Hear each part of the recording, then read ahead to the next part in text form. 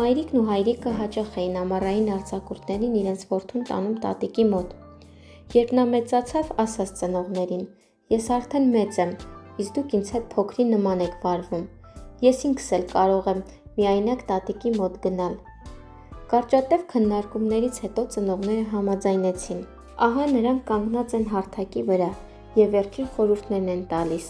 իսկ որդին շարունակ պնդում է. «Գիտեմ, ես գիտեմ, արդեն 100 անգամ ասել եք»։ Եվ վերջում հայրն ասում է. «Տղաս, եթե հանկարծ քեզ վատ կզգաս կամ ինչ-որ բանից վախենաս, ապա վերցրու սա և այդ ժամանակ կբացես ու կկարդաս»։ Եվ թուղթը դնելով երեխայի գրպանը հեռանում է։ Երբ գնացքը շարժվում է, տղան լուռ նստած նայում է պատուհանից։ Շուրջ բոլորը անծանոթներ էին, հրում են, աղմկում, ներս են մտնում, դուրս են գալիս, ինչ-որ մեկը դժգոհությամբ դիտողություն է անում նրան, մյուսը նույնպես դժգոհ նայում։ Այդ ամենից տղան սկսում է նեղվել, և գնալով ավելի ու ավելի տհաճ ու դժվար է դառնում նրա համար ճանապարհը։ Նա սկսում է վախենալ, կծկվում է մի անկյունում, արցունքները հազիվ զսպելով։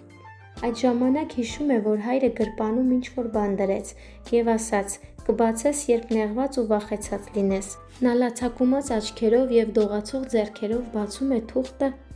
և մտքում կարդում. «Տղաս, ես կողքի վագոնում եմ»։ Կյանքն էլ է այդպես, պետք է երեխաներին ինքնուրույնություն տալ, բայց միշտ կողքի վագոնում լինել, որ չվախենան, նրանց կողքին լինենք, քանի դեռ ողջ ենք։